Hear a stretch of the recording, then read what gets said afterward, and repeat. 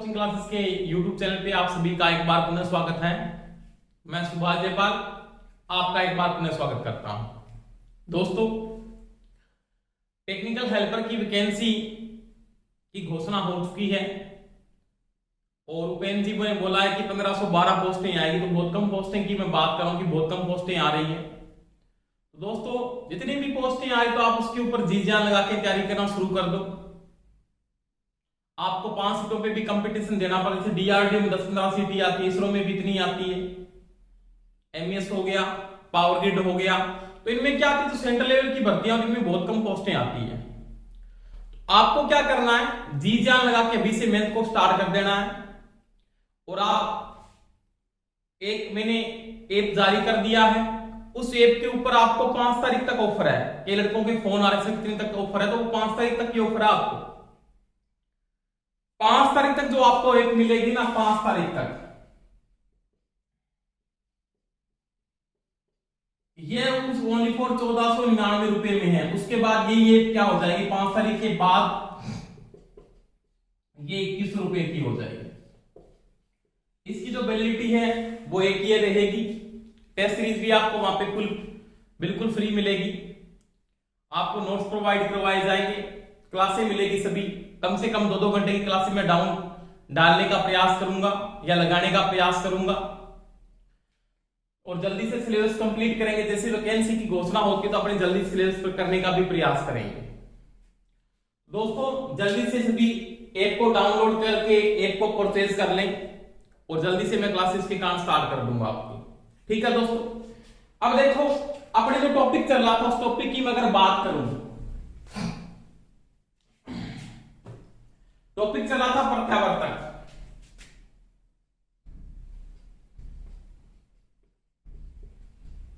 इसके बारे में बात चल रही थी, प्रत्यावर्तक या इसको क्या बोलते हैं, एसिका जनित्र।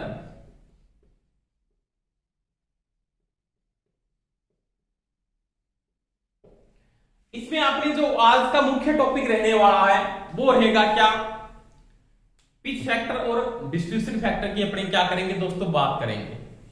कल मैंने क्या किया था, अल्टरनेटर का जो ईएमएफ समीकरण पढ़ा था आपने, क्या पढ़ा था, ईएमएफ समीकरण। ईएमएफ समीकरण में आपने क्या पढ़ा था, तो अल्टरनेटर का जो ईआरएमएस था वो किसके बराबर था, तो वो आपने पढ़ा 4.44 फाइव एफ और क्या था, टी था। ये पढ़ा था आपने, समझ में आ गई दोस्तों मेरी बात। और एक आपने ये भी पढ़ा था कि ईआरएमएस इक्वल टू, आपने ये भी लिखा था 4.44 five F T K D और के। समझ में आई दोस्तों मेरी बात। तो ये 2 बातें की थी आपने। दोनों समीकरण भी मैंने क्या किया था, बिल्कुल सही है, पर तो अपने जो ज्यादा यूज करके चलते हैं वो इसको ही करके चलते हैं। क्योंकि जो अपने वाइंडिंग डालते हैं ना, वाइंडिंग, क्योंकि ये जो गुणनफल है ना, ये दोनों का गुणनफल, ये जो वैल्यू आती है वो किसके बराबर है, ये वाइंडिंग पिच है। क्या है, वाइंडिंग पिच। इसको मैं ये लिख सकता हूं, ये वाइंडिंग पिच है। पिच को घटक कहा जाता है या वेस्टर्न घटक कहते हैं। अब देखो वाइंडिंग पिच इक्वल टू मैं क्या लिख सकता हूं, तो मैं लिख सकता हूं केडी इंटू में क्या है, केपी। यानी आपके पास वाइंडिंग पिच बराबर क्या लिखा जा सकता है, केपी। केडी इंटू केपी का क्या है, गुणनफल है। यानी केडी क्या है, तो ये तो है क्या, ये तो है विकर्ण गुणक। घटक नहीं होता, गुणक होता, पिच का मतलब विकर्ण गुणक। और ये है आपके पास पिच गुणक। क्या है, पिच गुणक। समझ में आ गई दोस्तों मेरी बात। तो मैं यहां पे क्या करता हूं, अगर मैं ERMS equal to 4.44 five F T K D और केपी को मैं अगर यूज करके चलता हूं, तो आपको इन दोनों की वैल्यू के बारे में पता होना बहुत जरूरी है कि डिस्ट्रीब्यूशन फैक्टर क्या है और पिच फैक्टर क्या है। बहुत इंपॉर्टेंट वैल्यू है, बहुत क्वेश्चन भी आते हैं, बहुत बार अल्टरनेटर के अंदर से पूछ लेता है ये। और एक चीज का ध्यान रखना दोस्तों, इन दोनों का मान यानी केडी और केपी का, केडी वह के पी का अधिकतम मान कितना हो सकता है, तो वो हो सकता है एक से ज्यादा नहीं होगा, एक से हमेशा क्या होता है, कम हो सकता है, ज्यादा नहीं होगा। अब देखो, अगर मेरे पास वाइंडिंग कौन सी है, अगर मैं इसके अंदर कौन सी वाइंडिंग डाल रहा हूं, अगर मैं फुल पिच की वाइंडिंग कर रहा हूं, अगर मैं फुल पिच की वाइंडिंग कर रहा हूं या पूर्ण गुणक वेस्टर्न में कर रहा हूं, अगर मेरे पास इसके अंदर फुल पिच वाइंडिंग है, कौन सी वाइंडिंग है, फुल पिच,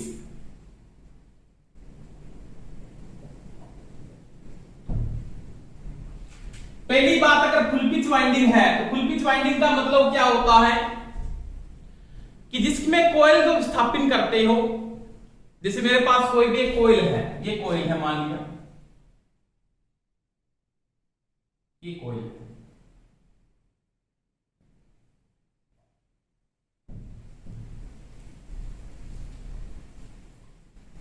जैसे मैं इसकी सिंपल अगर बात करूं तो कोयल का जो ये भाग होता है ना, जो खांचों के अंदर रहता है, ये भाग, इस भाग को वाइंडिंग में वैसे पूरी डिटेल से बात पढ़ेंगे, तो वाइंडिंग टॉपिक करवाऊंगा तो पूरी डिटेल से बातें भी बताऊंगा।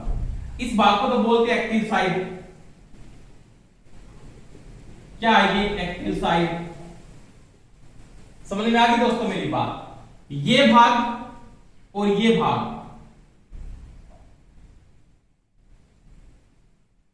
ये दोनों जो भाग है उसको बोलते हैं रिएक्टिव साइड, यानी एक्टिव साइड को जोड़ने के लिए किस साइड का उपयोग किया जाता है, तो वो किसका उपयोग करके, रिएक्टिव साइड का उपयोग किया जाता है। दूसरी बात, ये होती है कॉइल लीड, कॉइल लीड्स, समझ में आ गई दोस्तों मेरी बात। अब देखो, ये दो एक्टिव साइड है, एक इसका भाग ये, एक इसका भाग ये है, ये दोनों की दोनों आपके पास एक्टिव साइड है। दोनों एक्टिव साइडों के बीच में अगर डिफरेंस 180 डिग्री का है, कितने का है, 180 डिग्री का अगर डिफरेंस है, तो वो वाइंडिंग कौन सी कहलाएगी आपके पास, वो वाइंडिंग कहलाएगी फुल पिच। कौन सी वाइंडिंग कहलाएगी, फुल पिच वाइंडिंग। समझ में आ गई मेरी बात। तो फुल पिच वाइंडिंग का जो डिफरेंस आता है, दो एक्टिव साइडों के बीच में जो कला कोण का डिफरेंस है, वो अगर 180 डिग्री है, क्या है, 180 डिग्री है, तो वो वाइंडिंग अपने पास क्या कहलाएगी, वो फुल पिच की वाइंडिंग कहलाती है। समझ में आ गई बात। दूसरी बात, ये जो वाइंडिंग होगी वो कॉन्सेंट्रिक वाइंडिंग होगी या सेकेंडरी वाइंडिंग होगी, क्या होगी, सेकेंडरी वाइंडिंग। ये चीज का ध्यान रखना। तब अपने क्या कर सकते हो, आप इस समीकरण को यूज कर सकते हो, फिर आपको केडी और केपी लेने की कोई आवश्यकता नहीं है। समझ में आ गई मेरी बात। अगर मैं फुल पिच की वाइंडिंग करता हूं, तो फुल पिच की वाइंडिंग में क्या होगा, आपका जो ये जो डिफरेंस है वो 180 डिग्री का होगा, यानी दो एक्टिव साइड आप यूज कर रहे हो, उनके बीच में जो डिफरेंस का जो एंगल होगा वो 180 डिग्री होगा, एक ही कोयल के बीच में, यानी एक कोयल है, इन कोयलों की दो एक्टिव साइड है, उसके बीच का जो डिफरेंस है वो 180 डिग्री होगा, तो वो वाइंडिंग कौन सी कहलाएगी, फुल पिच वाइंडिंग कहलाएगी। समझ में आ गई दोस्तों मेरी बात। दूसरी बात, ये जो वाइंडिंग होगी वो क्या होगी, सेकेंडरी वाइंडिंग होगी या कॉन्सेंट्रिक वाइंडिंग होगी। कौन सी वाइंडिंग होगी, सेकेंडरी वाइंडिंग, या कौन सी वाइंडिंग होगी, ये कॉन्सेंट्रिक वाइंडिंग होगी। तो यहां पे जो वाइंडिंग आपकी यूज होगी वो कौन सी वाइंडिंग होगी, कॉन्सेंट्रिक वाइंडिंग।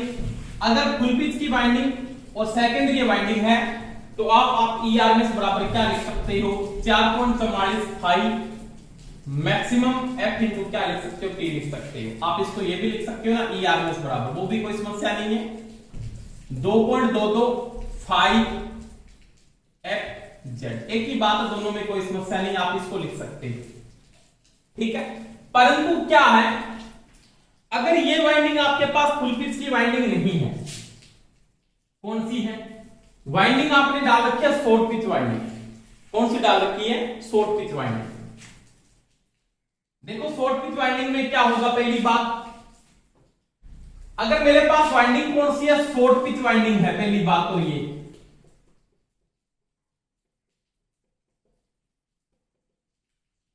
कौन सी वाइंडिंग है? शॉर्ट पिच वाइंडिंग है, लघु पिच वाइंडिंग है, मान लिया, इसको हिंदी में कहते हो लघु पिच वाइंडिंग है। दूसरी बात, सेकेंडरी वाइंडिंग ना होकर कौन सी वाइंडिंग है? वितरण लपेटन की गई है, वितरण लपेटन, इसको बोलते हैं डिस्ट्रीब्यूशन वाइंडिंग। क्या बोलते हैं इसको? इसको कहा जाता है डिस्ट्रीब्यूशन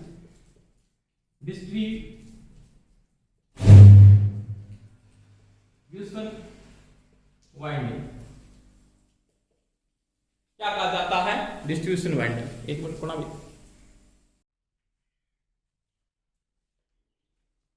देखो दोस्तों, यहां पे अपने शॉर्ट पिच वाइंडिंग के लिए, किसके लिए? शॉर्ट पिच वाइंडिंग के लिए इसको लेके चलेंगे पिच फैक्टर को, इसको लेके चलेंगे पिच फैक्टर। ये आपके पास क्या है? पिच फैक्टर है, और ये क्या आपके पास? डिस्ट्रीब्यूशन फैक्टर है। क्या है? Distribution factor. यानी पिच फैक्टर और किसकी बात करेंगे? डिस्ट्रीब्यूशन फैक्टर की अपने पहले बात करेंगे कि पिच फैक्टर क्या है और डिस्ट्रीब्यूशन फैक्टर क्या है। यहां पे अपने को दो बातें ध्यान रखनी है। अगर मैं शॉर्ट पिच की वाइंडिंग डालता हूं तो उसका डिसएडवांटेज क्या है? क्या है डिसएडवांटेज? क्या है? उत्पन्न वोल्टेज है ना, जो प्रोड्यूस वोल्टेज है या उत्पन्न वोल्टेज, उत्पन्न ईएमएफ कम हो जाता है। परंतु इसके बहुत से लाभ भी हैं। क्या इसके बहुत से लाभ भी हैं? यानी जो उत्पन्न वोल्टेज है, उत्पन्न ईएमएफ है, उसके मान में क्या आती है? कमी आती है, क्योंकि आपके पास ये तो सिंपल सी बात है, इससे गुना करना है, या इसमें 0.95 हो गया या 0.96, बहुत कम कमी आती है वैसे तो, पर इसके लाभ भी बहुत ज्यादा हो जाते हैं, वो आगे मैं बात करूंगा। सबसे पहले यहाँ पे बात करेंगे कि आपके पास पिच फैक्टर क्या है, उसके बाद बात करेंगे डिस्ट्रीब्यूशन फैक्टर क्या है। दोनों देखना आराम से, दोनों के बारे में बात करते हैं, कोई समस्या नहीं आनी चाहिए आपको, बिल्कुल डीपली समझेंगे, कोई दिक्कत नहीं है।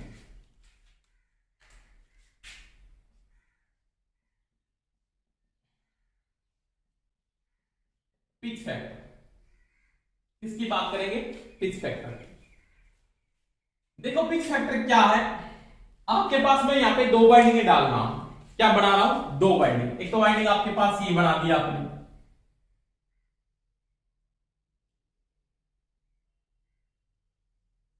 एक तो कोयल आपने ये डाल दिया इसे,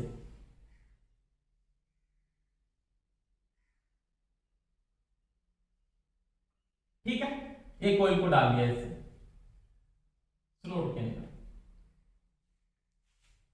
अब इसका जो यहां पे इसको स्लोट को यहां से डाला है ना, इसका जो यहां पे डिफरेंस है या एंगल है वो 180 डिग्री है। क्या है? 180 डिग्री। जब दो एक्टिव साइडों के बीच में डिफरेंस का एंगल का जो डिफरेंस अगर 180 डिग्री है, तो ये वाइंडिंग कौन सी आपके पास? ये फुल पिच की वाइंडिंग है। कौन सी है? Full pitch winding. समझ में आ गई मेरी बात? अभी क्या होगा, दूसरी मैंने कॉइल डाली है, उसी प्रकार से ये डाली, मान लिया,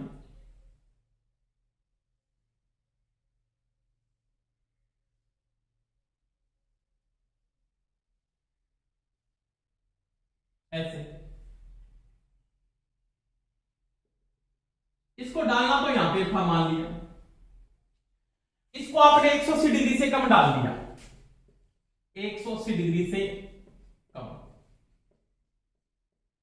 यानी 180 डिग्री से ये क्या है? कम है, यानी 180 डिग्री से क्या है? कम है, 180 डिग्री से कम है। ये जो एक्टिव साइड है जो डाली है, उसका जो डिफरेंस है या एंगल का जो डिफरेंस है वो 180 डिग्री से क्या है? कम है। तो ये जो वाइंडिंग होगी वो कौन सी वाइंडिंग कहलाएगी आपके पास? तो ये वाइंडिंग कहलाएगी शॉर्ट पिच। क्या कहलाएगी? Short pitch winding. समझ में आ गई मेरी बात?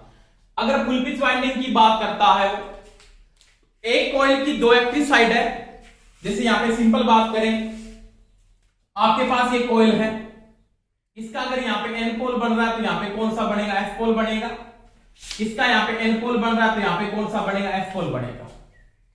परंतु इसका जो एंगल का डिफरेंस है, ये एंगल इसका तो 180 डिग्री आता है, यहां से लेके यहां तक का जो ये एंगल है ना इसके अंदर, तो वो तो 180 डिग्री का है। तो ये तो वाइंडिंग है फुल पिच की। अगर ये जो एंगल है वो 180 डिग्री से क्या आता है? कम आता है, क्या आता है 180 डिग्री से कम आता है, तो वो वाइंडिंग आपके पास क्या होगी, शॉर्ट पिच वाइंडिंग है। यानी ये जो एंगल आ रहा है ना यहां से लेके यहां तक का जो एंगल है ये 180 डिग्री लेस देन है, या 180 डिग्री से क्या है, कम है, कितना है, डिग्री। तो ये जो वाइंडिंग होगी वो कौन सी वाइंडिंग होगी आपके पास, तो ये वाइंडिंग होगी शॉर्ट पिच की, यानी इसका जो एंगल होगा वो 180 डिग्री से क्या है, कम है। अब देखो इन दोनों में जो प्रोड्यूस ईएमएफ होता है, इसमें जो ईएमएफ प्रोड्यूस होगा या इसमें ईएमएफ जो पैदा हो रहा है, इसका जो ई होगा ना, ई वो क्या होगा, इसमें अगर यहाँ पे E1 पैदा हो, इसमें कौन सा पैदा होगा, E2 पैदा होगा। इसमें अगर E1 पैदा हो, इसमें भी क्या होगा, E2 पैदा होगा। इसमें जो ईएमएफ पैदा होता है, या टोटल जो ईएमएफ आता है, या रिजल्टेड जो ईएमएफ है, इसको लिख सकता हूं मैं रिजल्टेड ईएमएफ, तो वो तो होगा इसका E1 प्लस क्या होगा, E2, क्या होगा, E1 प्लस में E2। समझ में आ गई दोस्तों मेरी बात, क्या होगा, ये गणितीय योग है, इसको क्या बोलते हैं, गणितीय योग, गणितीय योग। इसको आप ये भी लिख सकते हो कि दोनों का मान क्या होगा, बराबर होगा, यानी मैं लिख सकता हूं यहां पे E1 की वैल्यू किसके बराबर होगी, E2 के बराबर है, तो मैं इसको ये भी लिख सकता हूं resulted EMF equal to 2E। यानी आपको वो यहां पे ये पूछ सकता है कि फुल पिच की एक कॉइल है, और फुल पिच की कॉइल के अंदर जो आपके पास जो रिजल्टेड ईएमएफ है वो किसके बराबर होता है, तो वो 2E या E1 प्लस क्या होगा, E2 होगा। परंतु ये वाइंडिंग तो एक शॉर्ट पिच की वाइंडिंग है। कौन सी वाइंडिंग है दोस्तों, शॉर्ट पिच की वाइंडिंग है, तो इसका जो रिजल्टेड ईएमएफ होगा वो होगा सैडिशियो, E1 का वेक्टर E2 का वेक्टर प्लस में E1 का वेक्टर प्लस में E2 का वेक्टर, तो इसको बोलते हैं सैडिशियो। क्या बोलते हैं, सैडिशियो, या बोलते हैं वेक्टर योग, एक ही बात है, दोनों में कोई डिफरेंस नहीं। समझ में आ गई दोस्तों मेरी बात। तो ये तो आपके पास रिजल्टेड ईएमएफ है जो किस में है, फुल पिच की वाइंडिंग के अंदर, और ये किसके अंदर है, रिजल्टेड ईएमएफ वो है शॉर्ट पिच की वाइंडिंग के अंदर। तो यहां पे जो रिजल्टेड ईएमएफ आएगा वो किसके बराबर होगा, वो E1 प्लस E2 का क्या होगा, वेक्टर योग, या क्या होगा, सैडिश योग होगा। समझ में आ गई दोस्तों मेरी बात।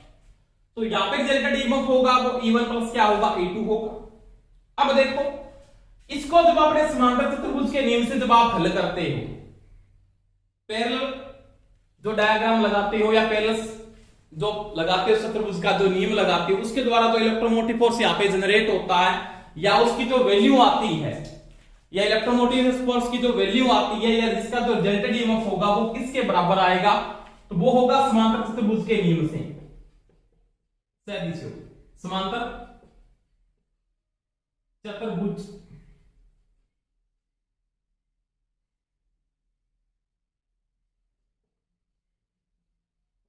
भुज का नियम, उसके अनुसार इसका जो रिजल्टेड ईएमएफ होगा वो किसके बराबर होगा, उसकी जो वैल्यू आती है वो किसके बराबर होती है, तो ये होता है ER equal to 2E cos alpha बटा में 2। इसमें आगे मत पूछना, इसका जो रिजल्टेड ईएमएफ आएगा वो 2E कोस अल्फा बटा में 2 के बराबर होगा। किसके नियम से निकाले, समांतर, जैसे अपने वेक्टर बनाया था ना, ऐसी थ्योरी में आपने वेक्टर को पढ़ा था, उसी प्रकार इसमें नियम लागू होता है, और इसका जो रिजल्टेड ईएमएफ अंतिम रूप से आता है वो आता है 2E कोस अल्फा बटा में 2। समझ में आ गई मेरी बात। अब देखो, अब ये जो पिच फैक्टर है ना, क्या है आपका जो पिच फैक्टर है, या आप शॉर्टकट में इसको क्या लिखते हो, KP, ये किसके बराबर होगा, तो ये होगा फुल पिच की वाइंडिंग का योग। यानी आपके पास क्या होगा, फुल पिच है एक तो, और एक क्या आपके पास शॉर्ट पिच है, क्या है, शॉर्ट पिच। यानी शॉर्ट पिच रिजल्टेड ईएमएफ को क्या लिखेंगे, ER, short pitch resulted EMF बटा फुल पिच रिजल्टेड ईएमएफ। समझ में आ गई दोस्तों मेरी बात। यानी शॉर्ट पिच का रिजल्टेड ईएमएफ और फुल पिच के रिजल्टेड ईएमएफ का जो अनुपात है वो आपका क्या कहलाएगा, पिच फैक्टर कहलाएगा। समझ में आई कि नहीं मेरे दोस्तों बात? दोबारा से मैं रिपीट कर रहा हूं। इस वाइंडिंग में जो इलेक्ट्रोमोटिव फोर्स पैदा होगा वो अपने कॉइल डाल रहे हैं, जो इसकी जो एक्टिव साइड होगी उसका फेज जो डिफरेंस होगा, एंगल का जो डिफरेंस होगा वो 180 डिग्री होगा, इसमें 180 डिग्री से क्या होगा, कम होगा। इसका जो इलेक्ट्रोमोटिव फोर्स जो पैदा होगा वो गणितीय योग से पैदा होगा, E1 + E2, या इसको लिख सकते हो 2E।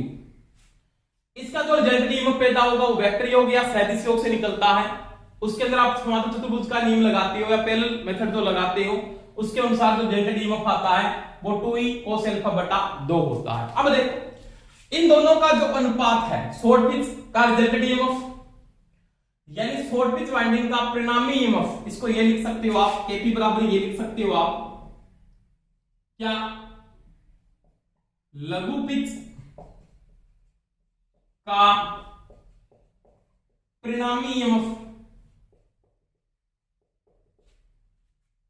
बटा पूर्ण पिच का परिणामी ईएमएफ,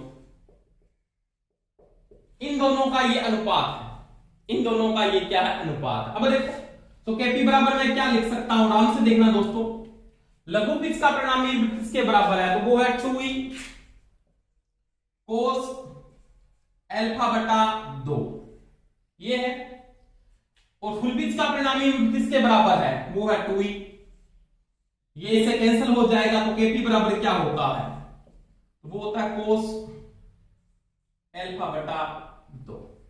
तो पिच फैक्टर का मान होता है वो इसके क्या होता है, बराबर होता है।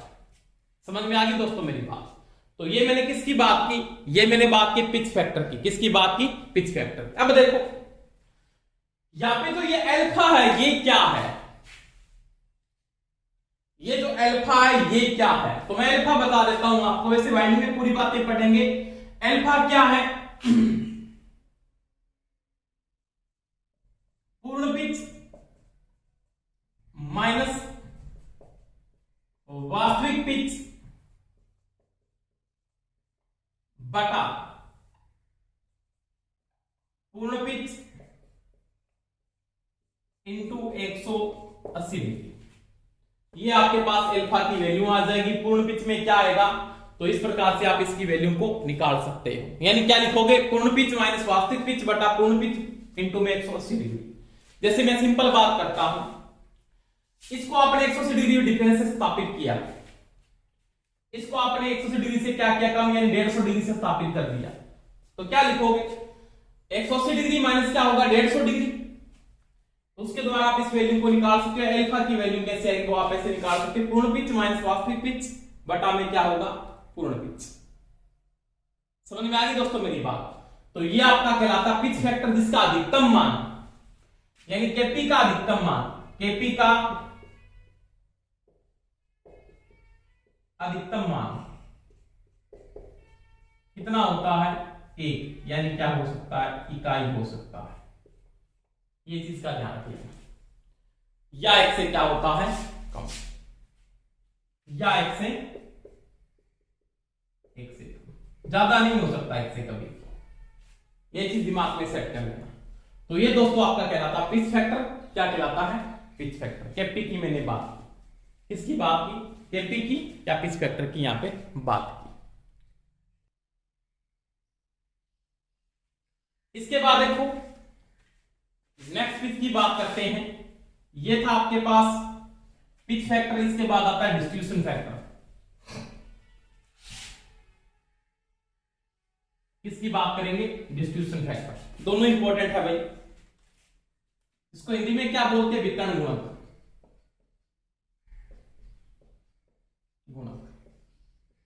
Kd से लिखा जाता है, या बोलते हैं डिस्ट्रीब्यूशन फैक्टर Kd। अब देखो ये डिस्ट्रीब्यूशन फैक्टर क्या है। पहली बात, डिस्ट्रीब्यूशन फैक्टर का उपयोग किसके लिए किया जाता है, किसके लिए किया जाता है, डिस्ट्रीब्यूशन पैटर्न के लिए किया जाता है, वितरण पैटर्न के लिए। एक आपके पास होती है सेकेंडरी लपेटन। दोनों की बातें करेंगे अपने, दोनों को डीपली समझेंगे कि सेकेंडरी लपेटन क्या है और वितरण लपेटन क्या है। इसकी बात करेंगे सेकेंडरी लपेटन। ये देखो आराम से, इंग्लिश में क्या बोलते हैं, कॉन्सेंट्रिक वाइंडिंग कहते हैं। क्या बोलते हैं, कॉन्सेंट्रिक वाइंडिंग।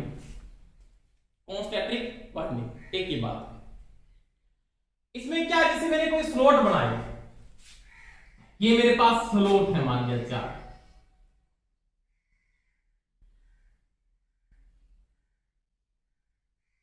एक स्लॉट मान लिया ये है,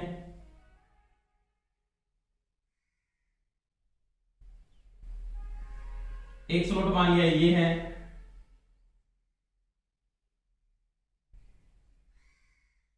एक स्लॉट मान लिया ये है,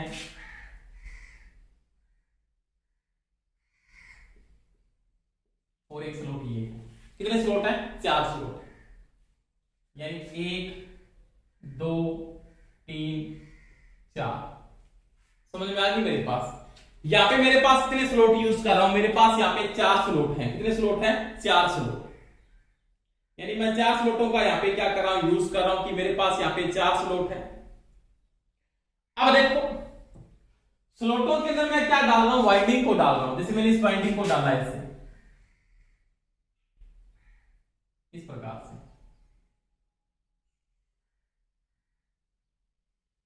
ठीक है।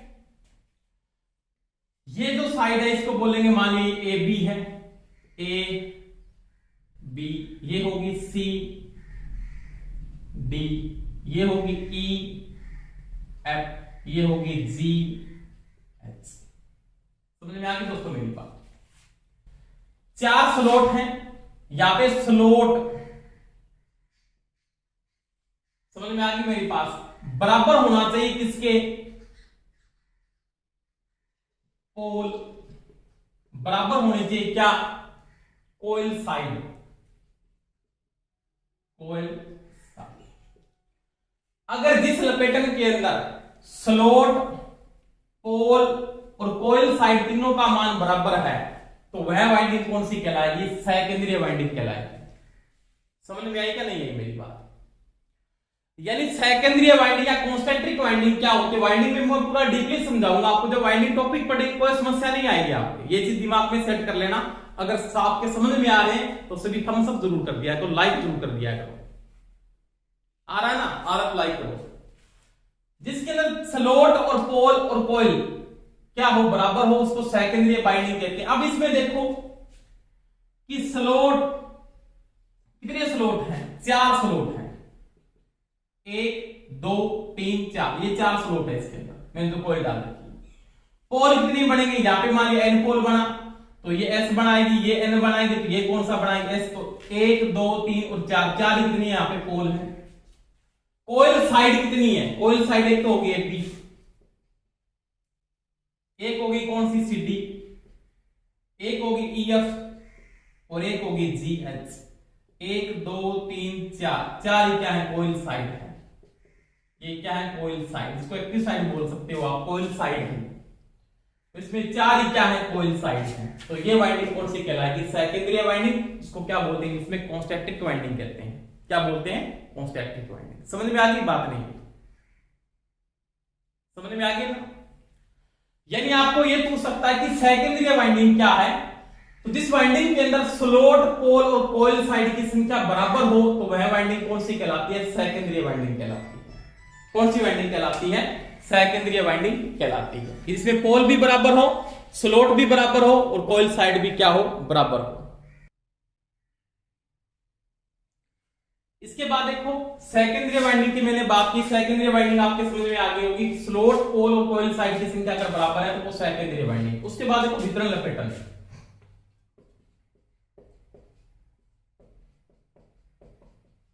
किसकी बात करेंगे, वितरण लपेटन, या इसको बोलते हैं डिस्ट्रीब्यूशन वाइंडिंग। क्या बोलते हैं, डिस्ट्रीब्यूशन वाइंडिंग। ये क्या कहता है कि वितरण लपेटन में क्या है, जैसे मेरे पास ये स्लॉट बने हैं ऐसे 1 2 3 और ये 4 स्लॉट है ऐसे बने हुए।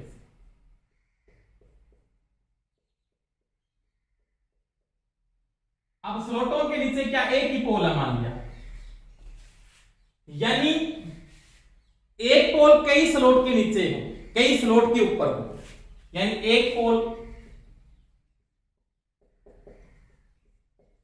कई स्लॉट के साथ हो। समझ में आ गई मेरी बात? यानी इसके अंदर पोल और स्लॉट की संख्या बराबर ना हो, यानी जो आपके पास एक ही पोल बन रहा है वो कई स्लॉटों के साथ बन रहा है, तो वो वाइंडिंग कौन सी कहलाएगी? आपकी विकर्ण लपेटन, या उसको बोलते हैं डिस्ट्रीब्यूशन वाइंडिंग। कौन सी वाइंडिंग बोलते हैं? डिस्ट्रीब्यूशन। इसमें क्या है, स्लॉट, पोल और कॉइल साइड की संख्या क्या होगी? बराबर होगी, तो वो कॉन्सेंट्रिक वाइंडिंग होगी। और अपने कॉन्सेंट्रिक वाइंडिंग का उपयोग नहीं करते, अपने कौन सी वाइंडिंग का उपयोग करते हैं? विकर्ण लपेटन का उपयोग किया जाता है अल्टरनेटर के अंदर हमेशा ही, उसके लिए अपने डिस्ट्रीब्यूशन फैक्टर को लिया जाता है। समझ में आ गई मेरी बात? अब मैं यहां पे क्या करता हूं, डिस्ट्रीब्यूशन वाइंडिंग का मतलब एक पोल के नीचे कई स्लॉट के साथ हो, एक पोल कई स्लॉटों के साथ हो, तो वो वाइंडिंग क्या होगी आपके पास? डिस्ट्रीब्यूशन वाइंडिंग हो। इसके अंदर स्लॉट और पोल की संख्या बराबर नहीं होगी। समझ में आ गई दोस्तों मेरी बात? अब देखो इसका डिसएडवांटेज क्या है, इसकी हानि क्या? पहली बात, इसकी हानि की मैं अगर बात करूं तो उत्पन्न ईएमएफ में कमी आती है, उत्पन्न ईएमएफ में कमी आती है इस वाइंडिंग के कारण।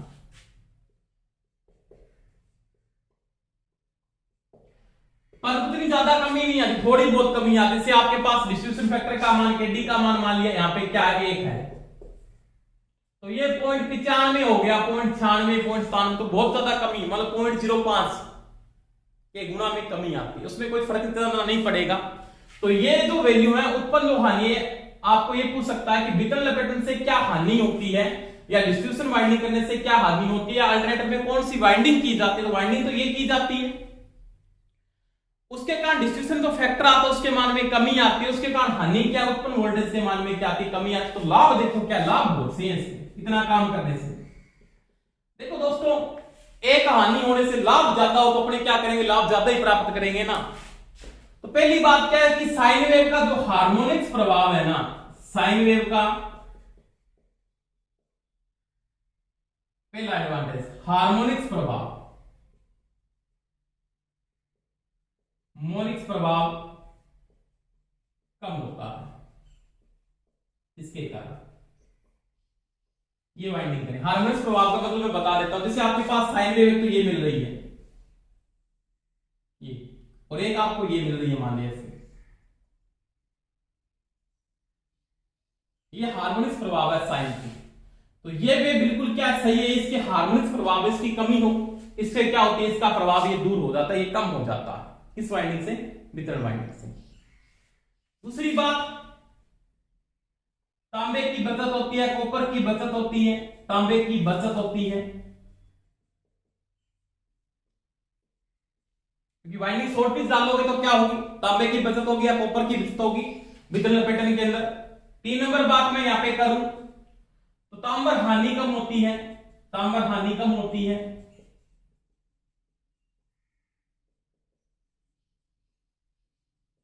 इसके कारण।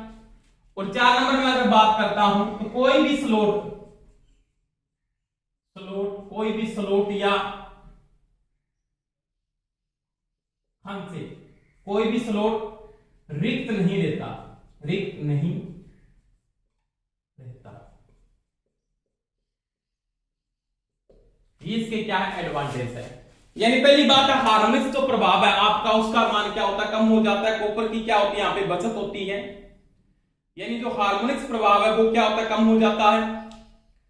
दूसरी बात, कॉपर की बचत होती है, और यहां पे कोई भी स्लॉट खाली नहीं रहता। तीसरी बात है, यहां पे एक कंडीशन और भी आती है, क्या? आर्मेचर रिएक्शन, आर्मेचर प्रतिक्रिया प्रभाव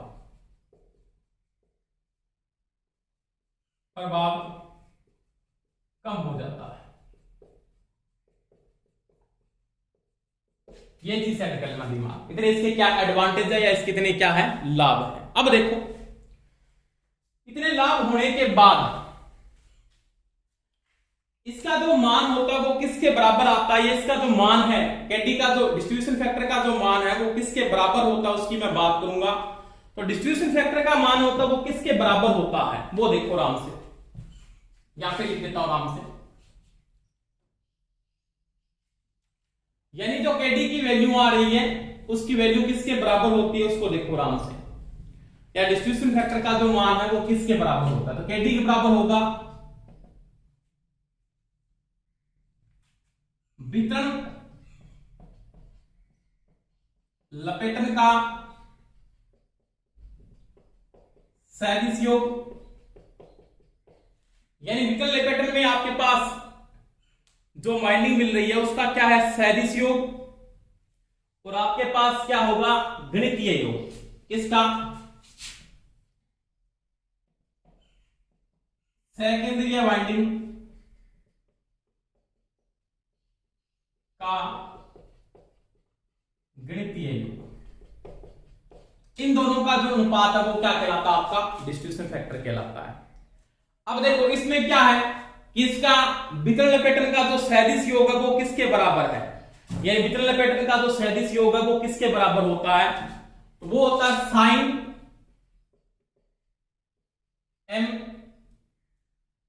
एम बी बटा 2।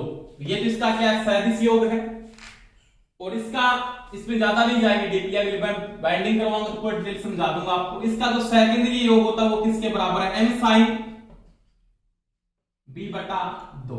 यानी मैं लिख सकता हूं के D equal to sine M B बटा 2 और एम साइन बी बटा 2, ये इसके डिस्ट्रीब्यूशन फैक्टर के क्या होता है, बराबर होता है। समझ में आ गई दोस्तों मेरी बात। यहां पे अपने को समझ लेना है कि n क्या है, दो तीन बातें मैं यहां पे लिखा देता हूं आपको, वो देखना आराम से। n क्या है, n क्या है और b क्या है। n तो क्या है, n यहां पे लेके चलेंगे प्रति पोल स्लोट, प्रति पोल स्लोट की संख्या,